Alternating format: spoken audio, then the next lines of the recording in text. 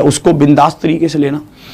और आज मैं जो आपसे बात करना चाहता हूं वो ये है कि कई बार हम अपने ही बाउंडेशंस में अपने आप को बांध लेते हैं और हम उससे उठना ही नहीं चाहते, उड़ना ही नहीं चाहते, जब तक हमें धक्का ना दे दिया जाए। एक तरह से जब कोई धक्का देता है तब लगता तो है कि यार ये धक्का दे रहा है और ऐसा कर रहा है, पर वो हमारे लिए प्रयास कर रहा होता है कि हम और ऊपर उठ जाएं।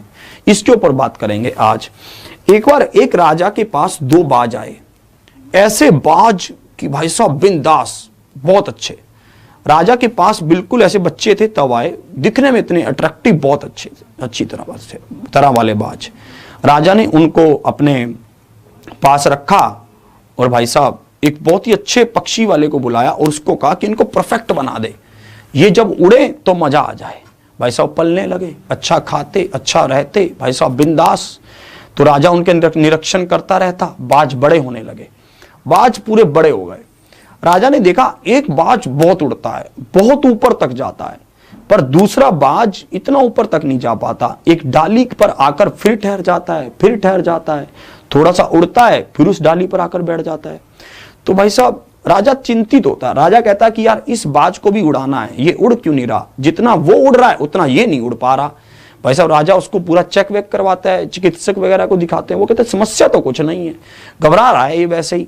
भाई साहब राजा घोषणा करवाता है कि जो भी इस बाज को उड़ा देगा, इसकी लंबी से लंबी उड़ान, उसको मैं क्या दूंगा, जो मुंह मांगेगा वैसा इनाम दूंगा।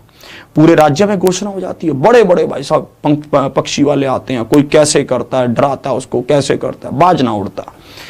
एक भाई साहब किसान आता है, कहता राजा साहब एक बार हम भी ट्राई कर लें। राजा बोले भाई तुम भी कर लो ट्राई, सबने ट्राई कर लिया, तुम भी कर लो। भाई साहब वो किसान आता है, किसान कहता है राजा जी आप कल आइए, कल आपको बाज उड़ता हुआ पाएगा। राजा अगले दिन आता है, राजा देखता है बाज भाई साहब जो पहले उड़ नहीं रहा था आज क्या उड़ रहा है, क्या उड़ रहा है, आसमान की ऊंचाइयों को छू रहा है भाई साहब। तो राजा कहता है यार उस किसान को बुलाओ यार। उन्होंने उस किसान को बुलाया। राजा किसान से पूछता है कि आपने ऐसा क्या कर दिया कि ये बाज जो कल तक उड़ नहीं रहा था, बार बार लौट कर आ रहा था, आज ये इतनी ऊंचाइयों को छू रहा है, आपने ऐसा क्या किया। तो किसान कहता है कि साहब ये अपनी डाली से बहुत प्यार करता था, ठीक है, बार बार उस डाली पर आकर बैठ जाता था, थोड़ा सा उड़ता फिर डाली पर बैठ जाता, ये उसको बहुत चाहता था, हमने उस डाली को ही काट दिया। जैसी वो डाली कटी, भाई साहब इसको समझ आ गया कि इसके अंदर असाम क्या है, क्षमताएं हैं, पर ये अपनी क्षमताओं को बांधे हुए था, रोके हुआ था।